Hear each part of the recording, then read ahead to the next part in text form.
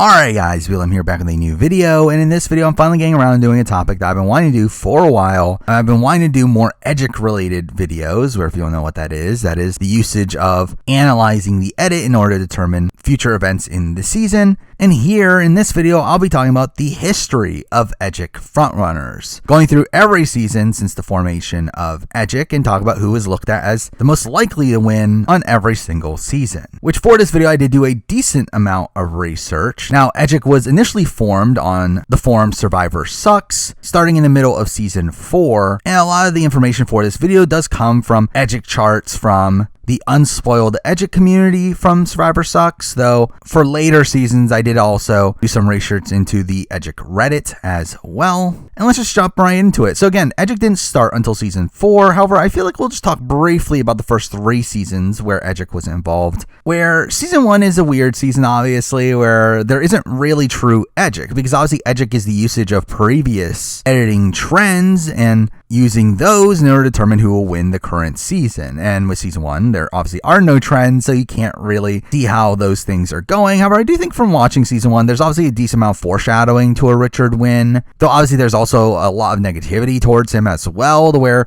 you can't really see exactly where it's going. Though really, I don't know if there's that many true lessons to be taken from Season 1, considering it mostly just feels like an anomaly. And with Season 2, I do feel like it's one that, again, like, it's not edited in a more traditional way. I do think based on Season 1, you might have thought someone like a Jeff Varner might be a potential winner, or even a Colby by the end, though obviously it ends up being Tina, who was invisible in the first episode, and even then doesn't get more complex content until midway through the season. So Season 2 ends up being a bit of an anomaly as well, and Season 3 I think is the first point where you can kind of see some trends for modern Survivor forming. I will say, like, through my last rewatch of Survivor Africa, I did feel like Ethan was clearly being set up to win from pretty early on. Though again, no real information about what people were actually thinking back then. But with that, we do get to Marquesas, where now this is the actual point where Edgic actually formally existed. However, in the early days of Edgic, there were still some strange choices for frontrunners at points, because again, all you had to base it off of was the very limited pool of information you had from the previous seasons. And through that, as we'll get to, there ends up being some strange choices, but we'll talk about it. But for Season 4, again, this is where Edgic finally started. It started around the midway point in this season, to where from what I understand, the main frontrunner throughout a lot of the post-merge was Pascal,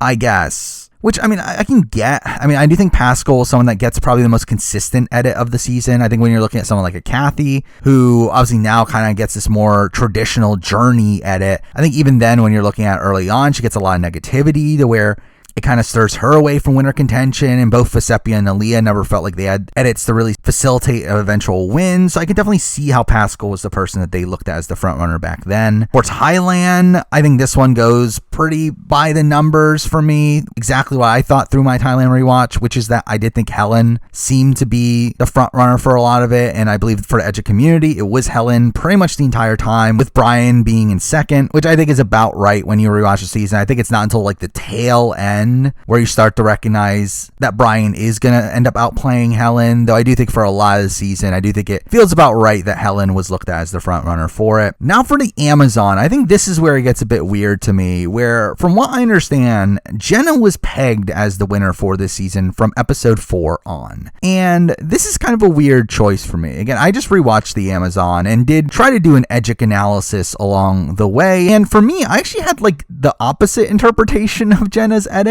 where for me, I saw Jenna as the frontrunner for her first few episodes. I thought she actually had a strong first few episodes there, especially with how clearly the women were being set up as the underdogs against the men. But then for me, that completely flips midway through, to where her and Heidi start to get more negative content, and then as the season progresses, she continuously gets undermined, but then just has this really strong content at the very, very end. And to me, I didn't really get the sense that she would be an Edgic frontrunner after those first few episodes, though again, supposedly was the complete opposite, to where she was the main frontrunner after episode 4, which I don't fully get, but I guess that's what they thought at the time. Next, for Pearl Islands, and this is one that, again, similarly, Sandra was looked at as the frontrunner from episode 4 on, though interestingly, the frontrunner from the very beginning was Dara, with Dara also being the secondary throughout most of the season, actually overtaking Sandra at one point in the post-merge, with Lil also at one point being at number 1 in the post-merge, which is super funny as well. But this is also just kind of a strange one. Like, I can definitely see the Sandra winner edit throughout Pearl Islands, so like that's fine, but like the fact that they actually thought Dara had a chance, especially later into the season, just feels weird. And again, this is a point in Survivor where like seasons 1 through 6 were all they had to base it off of. I think through that, I think you can kind of see what they were seeing, though to me it does seem ridiculous in retrospect to think of Dara as a possible winner for the season, considering how purple she was. And again, Lil at number 1 at one point, especially deep into the season, is just also kind of funny. But then we get to All-Stars, and All-Stars is one where throughout the entire season, Amber is pretty much a top contender. Now, she's not always number 1, however, she's always in the top 3, and there is a good chunk of the season where it's essentially her and Jenna Lewis going back and forth between 1 and 2, though really Amber is the main frontrunner for a lot of the season, which to be honest is not that surprising. Next up for Vanuatu, and this is another one that was also a bit strange to me, in the sense that, well, early on it was a bit more of a train wreck, which is not that big of a surprise. I mean, with Edgic, usually you don't really have a good sense of what's going on for first few episodes. It's really not until around the episode 4-ish range where you kind of get more of a sense of what the storyline of the season is going to be, and that's kind of what happened with Chris here, where Chris had a negative premiere, wasn't looked at that highly, but then by the time of the late pre-merge, he was looked at as the top contender. But then we get to the merge where at that point he's essentially taken out of winner contention, really up until the last few episodes, where obviously that's where he ends up being part of the flip at 7, though really throughout the entire post-merge, it's Scout that's looked at as the main front runner. I mean, Scout is the person that is looked at as the most likely to win the game throughout a lot of that end game. Well, Chris isn't really in contention, which I don't fully get, as I do feel like when you're watching Chris in the post-merge, I do think there is a lot there that kind of screams out that he's gonna outplay the women at the end, though I guess like without knowing that that's eventually gonna happen, maybe you don't just pick up on that. But still, it was a situation where Chris was looked at as a winner until his terrible merge, which to be fair, the merge has always been this major point of contention for most players, where typically the merge episode in particular is looked at as a major one for potential winner edit. And considering Chris had a bad one, I could see how that knocked him down, though again, the fact that they never rectified that by the end does feel a bit strange. But again, it was Scout that was looked at as the main contender for this. Next up for Palau, and this is an interesting one, the fact that I think most people would have expected Tom to be the main frontrunner from the very beginning, but that is not the case, actually. Really, it's not until episode 7 that Tom becomes the main frontrunner, where before that it was actually Steph and Kobe that were going 1 and 2 for a lot of it, and it's not until episode 7 where Tom finally becomes the frontrunner and stays there from that point forward. And a lot of that's because Tom doesn't really get that much complex content until episode 7. I mean, for the first half of the season, again, Crore is obviously not shown as much, but even beyond that, Tom is looked at as this leader figure, but not one that's getting much complexity. So I think it's one when you first hear it, it's kind of surprising, but then when you actually look at the edit of the season, it does make full sense why Tom wasn't in consideration until episode 7. Now for Guatemala, and this is an interesting one considering obviously Danny ends up winning the season. However, Danny's literally never even on the radar for winner contenders until right before the finale, and even then she's 3rd. Like, Danny is someone that really broke Edgic on this season, where obviously we've heard post-season that it's largely because she didn't openly talk about her game in confessionals, which can obviously play a major factor into this. And really just as a whole, Guatemala is a bit of a train wreck edgically, where the main frontrunners were Brandon very early on, and then mid pre-merge we eventually got to Lydia being looked at as the top contender, and then for a lot of the mid game it was Gary that was looked at as the top contender.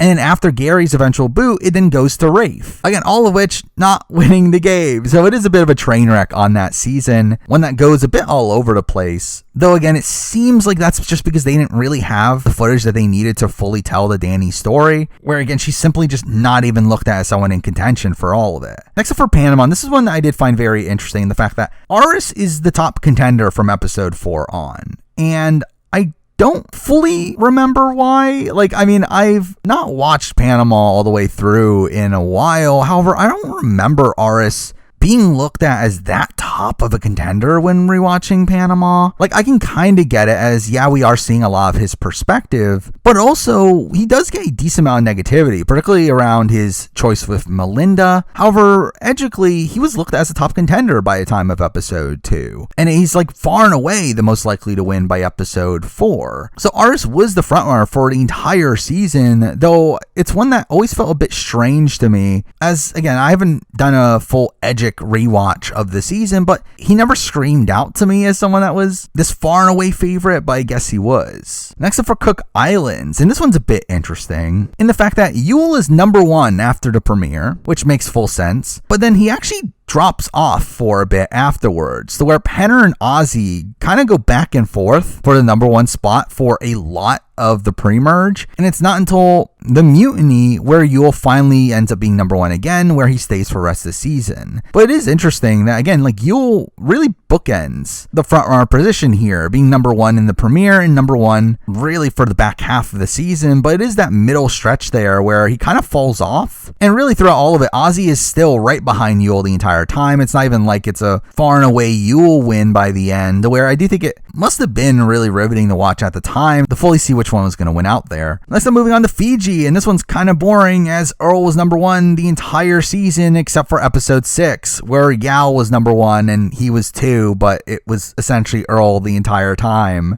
Next up for China, and China's a weird one too, kind of like Cook Islands, where Todd was number 1 very early on, but then he ends up dropping off a bit for a while. Now he is in the top 3 the entire season. However, he doesn't really end up being a top contender for a lot of the rest of the season. While there's like minor points where he might go back to the number 1 position, it's never really consistent. And coming into the finale, Amanda was actually the front runner to win the season by that point, which makes that season a bit turbulent in terms of the edit. Next up for Micronesia, and this one was kind of boring, as Parvati was the top contender pretty much the entire time, her never dropping out of the top 3. And really, I feel like on the rewatch of Micronesia, something I did within the last year, I think you can clearly tell Parvati's being set up for a win. Like, I think this is a season that they don't even try to really hide it at all. I think this is a season where, like, she really just ticks all the marks from the very beginning, where it's not a surprise that she's number 1 even at the time. Next up for Gabon, this one's a funny one considering Bob was never even in the top 3 until the finale, during which he was number 3, where really edgically this season kind of fits in line with what you would have expected game-wise for the season as well, where Marcus ends up being the top contender for the entire pre-merge phase of the game until his eventual boot, which I believe at the time was looked at as this massive shock to the Edgic community, to where then they put all their money on Kenny, and Kenny was looked at as the most likely to win coming into the finale, even only for then Bob to win instead, where Maddie had been second throughout the entire post-merge. And again, Bob was never even in contention until literally the penultimate episode. So again, it is a very rocky road there. Next up, we got Tocantins, and this is kind of a surprise one too. I think kind of like Tom, but even more so, to where you would think that JT would be number 1 the entire season. However, JT was actually never number 1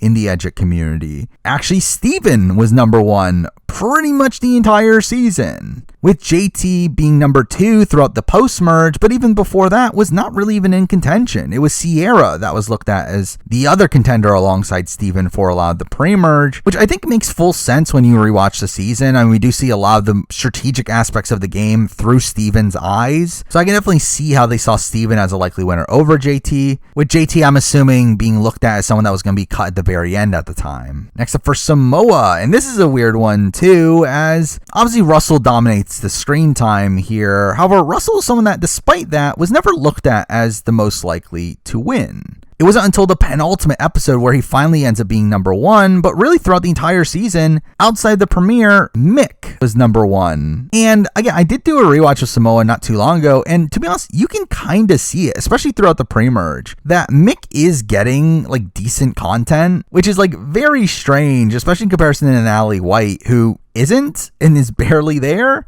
And also considering how boring Mick is, it does feel weird that he does get as much content as he does. And again, like Natalie's kind of a similar situation, like Bob, to where she spends a lot of the season not even in contention. Now, unlike Bob, she is actually third for pretty much the entire post-merge, but again, never elevates beyond third. And I think even then, it was kind of this situation of people thinking like, well, there's a chance. That's not actually happening, is it? Kind of reminding me of like what happened with Gabler in 43, where that was kind of my thoughts there. Where like, I think the story for Natalie Winwhite was always there, it's just that you never actually believe that's actually what the story of the season was until it actually happened. Next up for Heroes vs. Villains, and this is kind of a weird one, where early on, it really was just a bit of a mess, where the top contender always changed. You had the likes of JT and Rob and Candace even, all being top contenders during the early days of the season, though Sandra does peak to number 1 in episode 4, but then does die off again. However, by the time of the coach boot, she's pretty much looked at as like the only person that can win, especially throughout the post-merge phase of the game. So essentially, like throughout the back half of the season, Sandra was the clear frontrunner, though it definitely was a lot more rocky early on, which makes sense considering the fact that Sandra is barely on the show for the first half of the season. But then we move on to Nicaragua, where this one again kind of fits in line with what you would expect for the season, where early on it was the likes of Brenda and Holly that were towards the top of the list. Then around the time of the merge, Chase starts to become the number 1 contender. But then after the merge episode, it's Fabio for the rest of the way, with him clearly getting this more underdog style storyline, which again is kind of in line with what I would have expected from the season.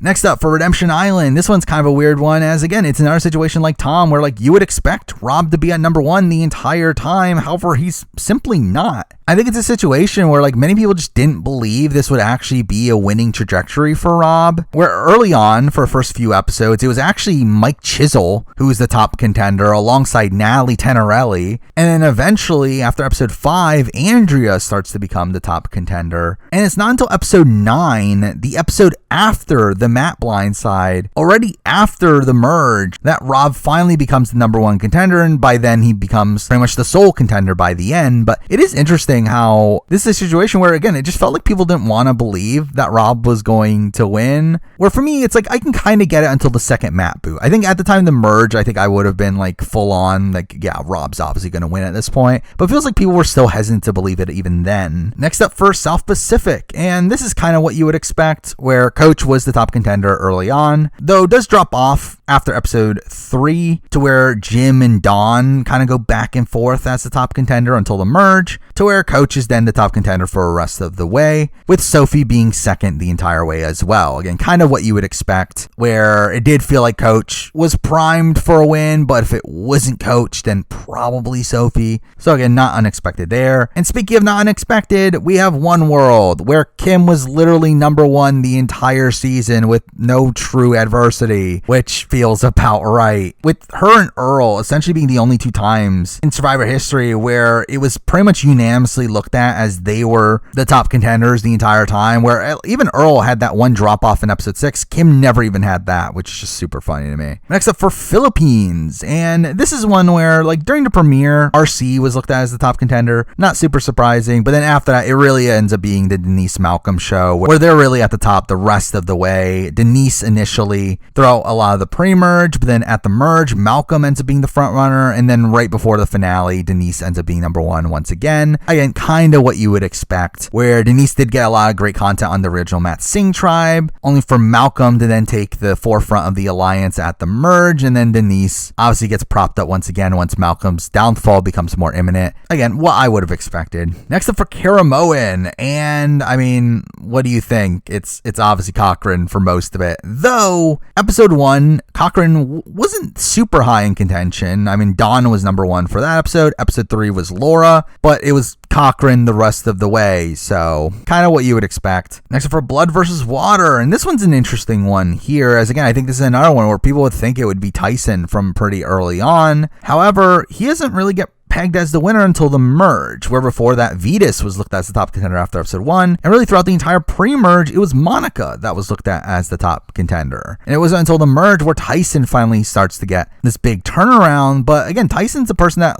was almost invisible in episode 1, and I do think that's the thing that kind of held people back for a while, but again, once we got to the merge and the Ars vote in particular, I feel like it became much more clear there. Next for Kagiyan, and I mean, this was a train wreck. I remember following this even at the time, and yeah, this was just all over the place, where Tony was never looked at as a top contender the entire season, where I don't even think there's a point where he's even in third, where even coming into the finale, he was looked at as the least likely to win, which is insane. But initially it was Sarah that was looked at as the top contender until episode 3, where then Cass ends up overtaking her until episode 6, right before the merge, which is where LJ becomes the top contender. And I remember at the time I was thinking LJ was the obvious boring winner there until he gets blindsided, and then it's Trish as the top contender until her boots, with Spencer being close behind, only for us to then get to the finale where Wu is looked at as the top contender coming into it. Again, it's really just all over the place, but it's funny that Tony was never even considered as a true winner candidate. Next up for San Juan del Sur, and this one kind of fits in line with what you would expect as well. Josh was looked at as the top contender for a lot of the pre-merge. However, there was a point in the pre-merge, episode 6, the moment where Nally volunteers for exile with Baylor, where Nally actually becomes the top contender after that episode, which I think is very apt. However, then ends up shifting back to Jeremy instead, going through the Josh boot into his boot, where after Jeremy gets voted out, it obviously is Natalie, because obviously, considering how much they set up her revenge arc at that point, though John is close behind throughout a lot of this as well, where I do remember John was someone looked at pretty highly considering his personal content early on, but again, I felt like for me it wasn't in doubt that it was Nally for a lot of the post-merge there. But then we get to Worlds Apart, and this one's a bit interesting, as throughout a lot of the pre-merge, it was looked at as Jen or Mike as the likely winners, usually being 1 or 2. However, after episode 2, Rodney was number 1 for some reason. After episode 3, Tyler was number 1, but really ends up being Jen or Mike for a lot of the pre-merge. However, once we get to the merge, it was pretty much all in on Mike. And I remember even watching this season live, I was very much expecting a Mike win. Mind you, a lot of that came from outside information from Jeff Probst himself, to where I do think if you're looking plainly at the edits, I do feel like Mike's win would have been a little bit more shaded until the merge. Though even then, I mean, there's obviously a lot of foreshadowing to a blue collar win, where, again, it shouldn't have been that unexpected. Next up for Survivor Cambodia, and this one's a bit all over the place early on. I mean, the main top contenders early on are Spencer and Kelly, kind of going back and forth for the first few episodes, with a lot of other random people being shifted around for a bit, though by episode 6 it was pretty much all in on Jeremy, where he's number 1 from that point on, with Kelly as a backup coming into the finale, which feels about right. Next up for Ko Wrong, and this is the point where I think Edgic really took the forefront in terms of the Survivor community. I think this is where a lot of people first took notice of Edgic, and I had been aware of Edgic for a while. However, Ko Wrong is where I personally really got into Edgic, and a lot of that comes from the fact that Michelle was pegged as a winner for almost the entire season, something that obviously came as a massive surprise to most people when she eventually wins over Aubrey. However, Aubrey was never even looked at as a contender for a lot of the season. After episode 1, it was Kyle Jason that was looked at as the top contender, but then for a lot of the pre-merge, it really was Anna and Michelle that were the top contenders, kind of going back and forth, with Sydney kind of taking Anna's spot after Anna's boot, though really it was Michelle really from episode 6 on as the clear front runner, which again, looking at it from a pure Edgic perspective, like, it's pretty undeniable. Like, her edit really has all the tropes of a typical winner edit, which I do think is what causes them to shake up their editing formula moving forward, which leads to the Edgic community being pretty wrong for a lot of future seasons. But with that, we get to Millennials Gen X, which, again, I think this was a season that felt like a reaction to Ko Wrong, where Adam was never the top contender the entire season. Now, he was in contention for the pre-merge, usually around 3rd place, though his merge was looked at as so bad that there's no way that he can win, with the true contenders here being Michelle up until episode 5. But then after episode 5, Ken ends up overtaking her until the merge, and then after that, David is the clear frontrunner until the end. But again, Adam was never were truly in contention to win, even coming into the finale. Someone like Hannah was looked at as more likely to win than Adam, mainly because of how bad Adam's merge was. Again, a point in the season that was looked at as very integral to the season, and because that David was looked at as top contender, despite even major holes in David's edit, which I think people overlooked because of how major the holes in Adam's edit felt like. But that does take us to Game Changers, which ends up having a more traditional edit here, where really Sarah and Brad are the top two for almost the entirety of the season. And after the merge, Sarah is like by far number one, which again feels about right. I mean, I remember even at the time, like looking at Edgicly, that Sarah had a great premiere episode. While Brad had good content as well, it really felt like Sarah's edit had the very generic strategic female winner edit of like solid premiere, kind of under the radar, but doing well until the merge, and then really popping at that point. Where really Sarah ticked all the boxes, which I do think is probably a reaction to the Zeke Varner situation of them not wanting to paint more negativity on their season, as I do think there could have been more complexity given to Sarah's edit, but I think they probably just didn't want to bother to kind of leave the season on more of a high note. Now for HHH, and this is kind of an interesting one, as again, like kind of like Millennials for Gen X, Ben was another one here that was never a top contender. Despite many people looking at HHH as a season where like obviously Ben's gonna win, Ben was never looked at as a top contender from the Edgic community, largely because again, he had a terrible merge where he comes off very negative, and at that point people were not super confident in him. Mind you, by this point, again, we had seen Adam, so because that Ben was more in consideration than Adam was, usually being second, but again, it was Chrissy being looked at as a top contender really up until the JP boot, and then after the JP boot, Devin was number one for the rest of the game. I remember myself being a Devin supporter at that point, thinking Devin was going to win Edgicly for a lot of the season, only for Ben to win at the very end, which while again you would think that on paper that would have been obvious, that wasn't really the case from the Edgic community. Next up from Ghost Island, and this one's a really interesting case, as Wendell was number one after the premiere, but then after that, it's Kellen and Michael that kind of go back and forth for a while until it becomes very clear at the merge that it's the Dom and Wendell show, to where Dom is number one for the entire post-merge over Wendell, with Wendell even falling out of contention eventually by the end, where the Edgic community was so confident it was going to be Dom. Where again, I also remember being in this camp, where Wendell did have a lot of good content in the premiere. He had a lot of good content right before the merge, though his edit ends up kind of falling to the wayside to Dominic post-merge. And even to this day, Wendell is one of the most under-edited winners of his archetype, to where that is definitely why Wendell's win did come off as a surprise at the time, and Dominic was looked at as a clear favorite. Next up for David vs. Goliath, and this one's a bit of a mess. I mean, this one was all over the place, especially because this is a season where the Unspoiled community and the Reddit had pretty different charts, where early on, again, it was a bit of a mess. I mean, Gabby and Elizabeth were looked at as top contenders. However, for the Unspoiled community, it seems like Kara and Christian were looked at as the top contenders there, while on the Edit community, it seemed like they were much more higher on Nick, and I remember personally, I was very high on Nick. I remember I was thinking of Nick as the frontrunner the entire time, as I feel like I recognize that, okay, they're trying to trick you with the premiere. Because again, Nick had a very bad premiere, but with the recent trends of the edits like Adam and Ben, I felt like that was in line with that, and it turns out I was right. But it seems like a lot of people didn't fully pick up on that. But then again, more people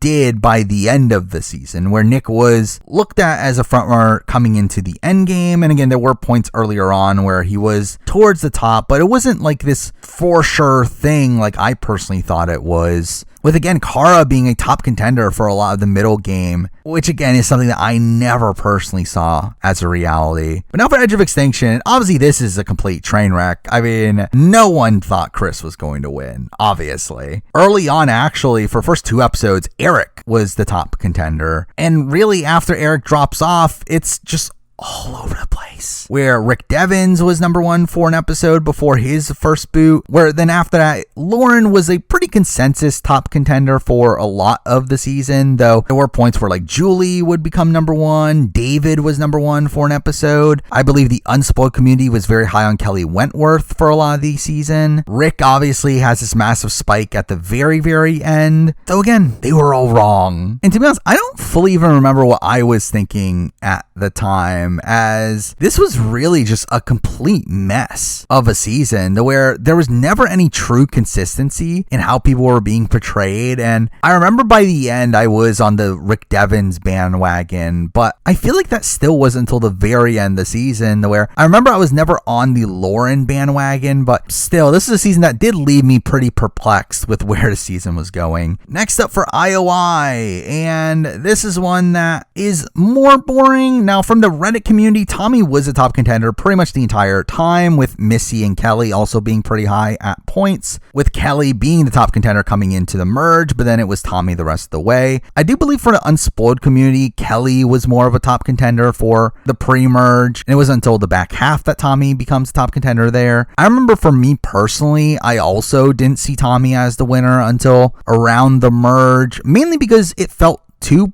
good. Because again, we've gotten to the point at this point where we had seen the likes of Adam, Ben, and Nick, and Tommy's felt too perfect, though I do think a lot of that was because of the Dan Spilo situation, them wanting their winner to be looked at in as positive a light as possible, so they end up not utilizing any of those tricks there. But that's something I didn't pick up on until the merge. I remember actually early on I was pretty high on Jason Linden, of all people, but again, Tommy was a clear frontrunner for a lot of this season. Next up for Winners at War, and this is one that really Sophie was the main frontrunner for a lot of the season, except for episodes 3 and 4 where Yule did overtake her there, but really up until the episode after the merge, she was by far number one. But then after that, obviously the tide shift to Tony, and Tony's number one for the rest of the season. Not really that surprising. I think that's kind of in line with what I was thinking at the time too, of looking at Sophie as this clear like Edgic front runner, the one that could potentially be overtaken, and then eventually is. And now we're getting to the new era where everything's a bit more of a train wreck. Where 41, what a season 41 was. Where this is one from the Edgic community, Shan was pretty definitively the top contender until her boot. Like a lot of the Edgic community was on board with Shan. I was never personally on board with Shan. I was always part of this Tiffany contingent that was also wrong. Though after the Shan boot, Ricard ends up being the top contender. Though I was never on board with the Ricard pick either. And the Reddit did eventually turn around to Erica being the top contender right before the finale. Though my trajectory through this season was, again, I did think of Tiffany as a top contender for a lot of it. And then when she was booted, I then went to Evie, as I did feel like Evie would pick up Tiffany's edit. Again, being from the Complex tribe, having this like set up underdog story, but no, instead they get booted immediately after that. And that is the point where I picked up on the fact that Erica was going to win around the time the actual Shan boot, which I do think that's when certain other people did as well, though it wasn't really a consensus thing until right before the finale.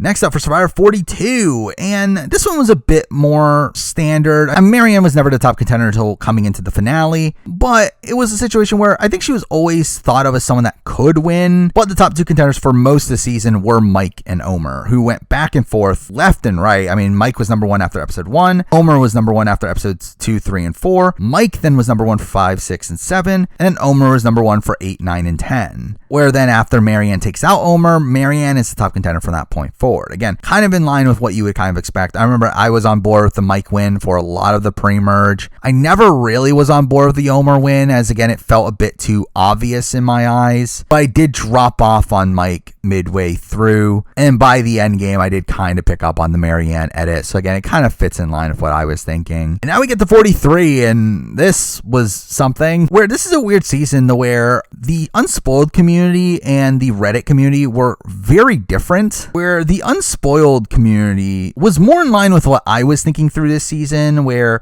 Cassidy was the top contender after episode 1, but then it was Sammy that was looked at as the top contender coming into the merge, but then Cody becomes a top contender post-merge, but then towards the very end, it becomes Cassidy once again, which is kind of in line with what I was personally thinking. The Reddit community was very high on Carla and Jesse, which I never fully understood, as to me, they felt like very clear decoy winner edits, though for some reason Reddit didn't seem to think so. But what do I know, as everyone was wrong and it was Gabler. Now I will say I had Gabler pretty high in the post-merge. He was actually number 3 for me for a lot of the post-merge, and then coming into the finale I had him as number 2 behind Cassidy. I did think he had a chance, I just didn't think it was actually going to happen, but when it did, it didn't like completely shock me. But it is super humorous that that's the outcome to the season, something that none of these communities actually accounted for. But now for Survivor 44, which was largely a two-horse race for most of the season. I think really throughout most of the season, it was looked at as this battle between Jam Jam and Carolyn. However, after episode 1, Jam Jam was at the top, with Carolyn not even being in contention at that point, though her edit starts to increase over the next few episodes, though actually Matthew ends up being the top spot for episodes 2 and 3, only for episode 4 to really skyrocket Carolyn to where she's